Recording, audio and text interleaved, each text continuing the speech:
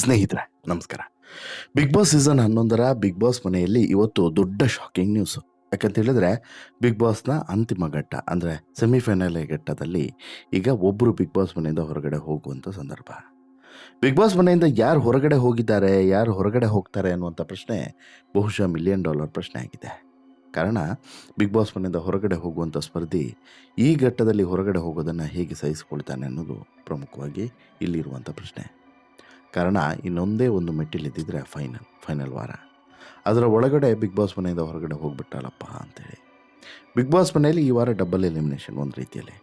ಯಾಕಂತ ಹೇಳಿದ್ರೆ mid weak elimination ಒಂದು ಕಡೆ ಆದರೆ ಇದಾದ ಬಳಿಕ ವೀಕೆಂಡ್ನ ಎಲಿಮಿನೇಷನ್ ಮತ್ತೊಂದು ಕಡೆ. ಹೀಗಾಗಿ 2 ಎಲಿಮಿನೇಷನ್ ಆಗಲೇಬೇಕು. ಮಿಡ್ ವೀಕ್ ಎಲಿಮಿನೇಷನ್ ಇವತ್ತು ನಡೆಯುತ್ತೆ. ಮಿಡ್ ವೀಕ್ ಎಲಿಮಿನೇಷನ್ ಇವತ್ತು ನಡೆಯೋದಾದರೆ ಯಾರು ಬಿಗ್ ಬಾಸ್ ಮನೆಯಿಂದ ಹೊರಗಡೆ ಹೋಗ್ತಾರೆ ಅನ್ನೋದು ನಿಮ್ಮ ಪ್ರಶ್ನೆ. ಅದಕ್ಕೆ ಉತ್ತರವನ್ನು ಕೊಡ್ತಾ ಹೋಗ್ತೇನೆ. ಅದಕ್ಕಿಂತ ಮುಂಚೆ ನೀವಿನ್ನೂ ಕೂಡ ನಮ್ಮ ಚಾನಲನ್ನು ಸಬ್ಸ್ಕ್ರೈಬ್ ಮಾಡಿಲ್ಲ ಅಂದರೆ ದಯವಿಟ್ಟು ಈ ಕೂಡಲೇ ಸಬ್ಸ್ಕ್ರೈಬ್ ಮಾಡಿ ಸ್ನೇಹಿತರೆ ನಾನು ಈಗಾಗಲೇ ಹೇಳಿದಂತೆ ಬಿಗ್ ಬಾಸ್ ಸೀಸನ್ 11ರ ಸೆಮಿಫೈನಲ್ ಈ ವಾರ ನಡೀತಾ ಇದೆ. ಈ ಹಂತದಲ್ಲಿ ಬಿಗ್ ಬಾಸ್ ಮನೆಯಿಂದ ಹೊರಗಡೆ ಹೋಗುವಂಥ ಅನ್ಲಕ್ಕಿ ಫೆಲೋ ಯಾರು ಅನ್ನೋಂಥ ಪ್ರಶ್ನೆ ಸಹಜವಾಗಿ ಎಲ್ಲರಲ್ಲೂ ಕೂಡ ಕಾಡ್ತಾ ಇದೆ. ಕಾರಣ ಏನು ಅಂತ ಹೇಳಿದರೆ ಈ ವಾರ ಕೊಟ್ಟಿರುವಂತಹ ಟಾಸ್ಕ್ನ ಪ್ರಕಾರನೇ ಬಿಗ್ ಬಾಸ್ ಮನೆಯಿಂದ ಹೊರಗಡೆ ಯಾರು ಹೋಗ್ತಾರೆ, ಒಳಗಡೆ ಯಾರು ಇರ್ತಾರೆ ಅನ್ನೋದು ನಿರ್ಧಾರ ಆಗಲಿದೆ. ಇದರ ಜೊತೆಗೆ ಓಟ್ಗಳು ಬಹುಶಃ ಏನಾದರೂ ಕೌಂಟ್ ಆದರೆ ಅಲ್ಲೂ ಕೂಡ ಸ್ವಲ್ಪ ಆ ಕಡೆ ಆಗಬಹುದು. ಇಲ್ಲವಾದರೆ ಕೇವಲ ಪಾಯಿಂಟ್ಸ್ ಅಂತಲೇ ಕನ್ಸಿಡರ್ ಮಾಡಿದ್ರೆ ದೊಡ್ಡ ಶಾಕ್ ಎದುರಾಗೋದ್ರಲ್ಲಿ ಡೌಟ್ ಇಲ್ಲ. ಬಿಗ್ ಬಾಸ್ ಮನೆಯಲ್ಲಿರುವಂಥ ಅಷ್ಟೂ ಜನ ಸ್ಪರ್ಧಿಗಳು ಈ ಬಾರಿ ನಾಮಿನೇಟ್ ಆಗಿದ್ದಾರೆ. ಹನುಮಂತನನ್ನು ಬಿಟ್ಟರೆ ಎಲ್ಲರೂ ಕೂಡ ನಾಮಿನೇಟ್ ಆಗಿದ್ದಾರೆ. ಎಲ್ಲರೂ ಕೂಡ ಬಿಗ್ ಬಾಸ್ ಮನೆಯಿಂದ ಹೊರಗಡೆ ಹೋಗುವಂಥ ಆತಂಕದಲ್ಲಿ ಇದ್ದಾರೆ. ಯಾರು ಹೋಗ್ತಾರೆ, ಹೇಗೆ ಹೋಗ್ತಾರೆ, ಯಾವ ಬೇಸಿಸಲ್ಲಿ ಹೋಗ್ತಾರೆ, ಪಾಯಿಂಟ್ಸ್ನ ಬೇಸಿಸಲ್ಲಿ ಹೋಗ್ತಾರಾ, ಪರ್ಫಾರ್ಮೆನ್ಸ್ ಬೇಸಿಸಲ್ಲಿ ಹೋಗ್ತಾರಾ, ಹೀಗೆ ಸಾಕಷ್ಟು ಪ್ರಶ್ನೆಗಳಿದ್ದಾವೆ. ಬಟ್ ಈ ಪ್ರಶ್ನೆಗಳಿಗೆ ಉತ್ತರ ಸಿಗಬೇಕು ಅಂತ ಹೇಳಿದ್ರೆ ಸ್ವಲ್ಪ ಹೊತ್ತು ಕಾಯಲೇಬೇಕು. ಆದರೆ ಒಂದಂತೂ ಕ್ಲಿಯರಾಗಿ ಗೊತ್ತಾಗ್ತಿದೆ, ಯಾರೋ ಒಬ್ಬರನ್ನು ಬಿಗ್ ಬಾಸ್ ಮನೆಯಿಂದ ಈ ಬುಧವಾರದ ಸಂಚಿಕೆಯಲ್ಲೇ ಹೊರಗಡೆ ಕಳಿಸಿಬಿಡ್ತಾರೆ ಅಂತೇಳಿ. ಇಷ್ಟು ಬೇಗ ಕಳಿಸ್ತಾರೆ ಅಂತೇಳಿ ಯಾರೂ ಕೂಡ ಅಂದ್ಕೊಂಡಿರಲಿಲ್ಲ. ಬಟ್ ಸಂಕ್ರಾಂತಿಯ ಸಂಭ್ರಮದ ನಡುವೆ ಬಿಗ್ ಬಾಸ್ ಮನೆಯಿಂದ ಒಬ್ಬರು ಹೊರಗಡೆ ಹೋಗಿಯೇ ಬಿಟ್ಟಿದ್ದಾರೆ. ಇವರ ಮಿಡ್ ವೀಕ್ ಎಲಿಮಿನೇಷನ್ನ ಆಗಿ ಒಬ್ಬ ಹೊರಗಡೆ ಹೋಗ್ತಾರೆ. ಹೀಗಾಗಿ 6 ಜನ ಸ್ಪರ್ಧಿಗಳ ಎದೆಯಲ್ಲಿ ಈಗ ನಡುಕ ಶುರುವಾಗಿದೆ. ಯಾಕಂತ ಹೇಳಿದ್ರೆ ಯಾರು ಹೊರಗೆ ಹೋಗ್ತಾರೆ, ಏನಾಗುತ್ತೆ ಗೊತ್ತಿಲ್ಲ. 7 ಜನರು ಕೂಡ ನಾಮಿನೇಟ್ ಆಗಿದ್ದಾರೆ. ಬಟ್ 6 ಜನರಿಗೆ ಈಗ ಆತಂಕ. ಅದರಲ್ಲಿ ಒಬ್ಬ ಮಾತ್ರ ಹೊರಗಡೆ ಹೋದರೆ ಇನ್ನುಳಿದವರು 6 ಜನ ಯಾವ ರೀತಿ ಮುಂದೆ ಸ್ಟ್ರಾಟಜಿಗಳನ್ನು ಮಾಡೋದು. ಯಾಕಂತ ಹೇಳಿದ್ರೆ ತುಂಬ ಕಷ್ಟ ಇದೆ. ಯಾರ ಲೆಕ್ಕಾಚಾರವು ಕೂಡ ವರ್ಕೌಟ್ ಆಗ್ತಿಲ್ಲ. ಈಗ ಬಿಗ್ ಬಾಸ್ ಸೀಸನ್ 11 ಈ ರಿಯಾಲಿಟಿ ಶೋ ಇನ್ನೇನು 2 ವಾರಕ್ಕೆ, 2 ವಾರ ಅಂದರೆ ಇನ್ನೊಂದು ವಾರ, 1.5 ವಾರ ಬಾಕಿ ಇದೆ. ಈ 1.5 ವಾರದಲ್ಲಿ ಮುಕ್ತಾಯಗೊಳ್ಳುತ್ತಿದೆ. ಇದೇ ಹೊತ್ತಲ್ಲಿ ಬಿಗ್ ಬಾಸ್ ಮನೆಯಿಂದ ಆಚೆ ಹೋಗೋದಕ್ಕೆ 7 ಮಂದಿ ನಾಮಿನೇಟ್ ಆಗಿದ್ದು. ಹೀಗಾಗಿ 7 ಸ್ಪರ್ಧಿಗಳ ಎದೆಯಲ್ಲೂ ಕೂಡ ನಡುಕ ಶುರುವಾಗಿದೆ. ಸತ್ಯ ಅದು. ನಾಮಿನೇಷನ್ನಿಂದ ಪಾರಾಗೋದಕ್ಕೆ ಬಿಗ್ ಬಾಸ್ ಸ್ಪರ್ಧಿಗಳಿಗೆ ಕಾಲಕ್ಕೆ ಟಾಸ್ಕ್ಗಳನ್ನು ಕೊಟ್ಟಿದ್ದರು. ಬಿಗ್ ಬಾಸ್ ಕೊಟ್ಟಂಥ ಟಾಸ್ಕ್ನಲ್ಲಿ ಯಾರು ಗೆಲ್ತಾರೋ ಅವರು ಈ ವಾರದ ನಾಮಿನೇಷನ್ನಿಂದ ಪಾರಾಗ್ತಾರೆ ಅನ್ನೋದು ಘೋಷಣೆ ಮುಂಚೆ ಆಗಿತ್ತು. ಅಚ್ಚರಿ ಎಂಬಂತೆ ಬಿಗ್ ಬಾಸ್ ಕೊಟ್ಟಂಥ ಕೊನೆಯ ಟಾಸ್ಕ್ನಲ್ಲಿ ಗೆದ್ದು ಬೀಗಿರುವಂಥದ್ದು ಅಲ್ಲಿಗೆ ಧನ್ರಾಜ್.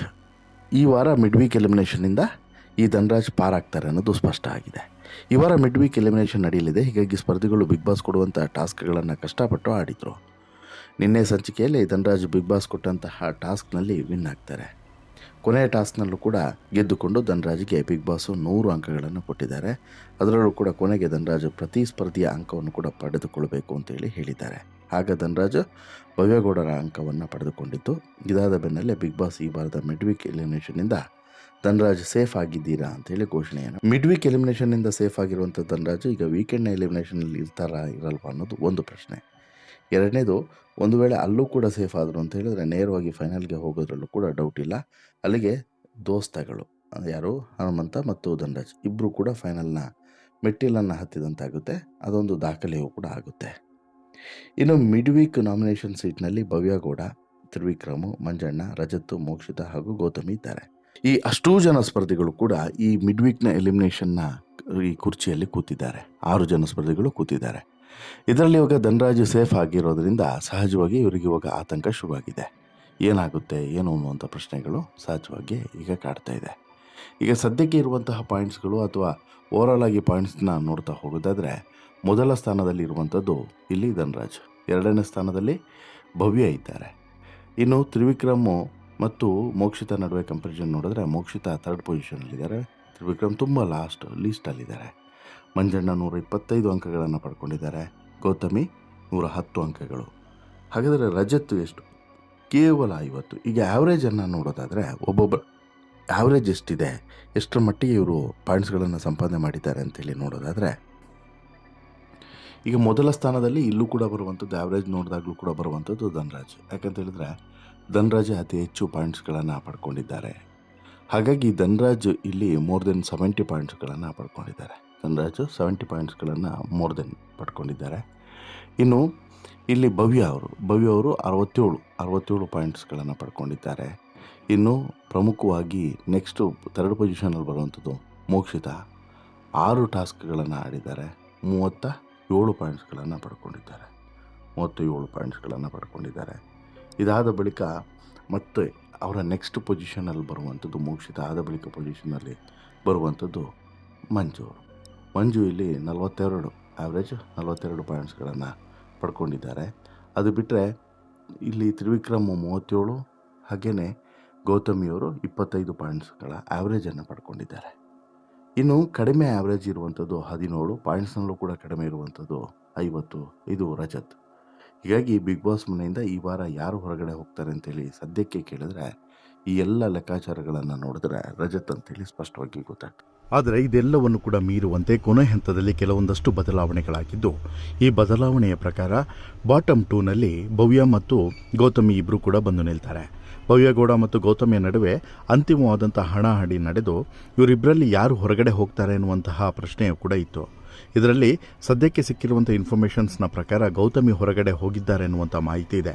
ಆ ಮೂಲಕ ಬಿಗ್ ಬಾಸ್ ಮನೆಯಿಂದ ಮಿಡ್ ವೀಕ್ ಎಲಿಮಿನೇಷನ್ನಲ್ಲಿ ಗೌತಮಿ ಹೊರಗಡೆ ಹೋಗಿದ್ದಾರೆ ಎನ್ನುವಂಥ ಮಾಹಿತಿ ಸಿಗ್ತಾ ಇದ್ದು, ಇದು ಅಧಿಕೃತವಾಗಬೇಕು ಅಂತ ಹೇಳಿದ್ರೆ ಇನ್ನೂ ಕೆಲವು ಹೊತ್ತುಗಳ ಕಾಲ ಕಾಯಲೇಬೇಕಾಗುತ್ತೆ.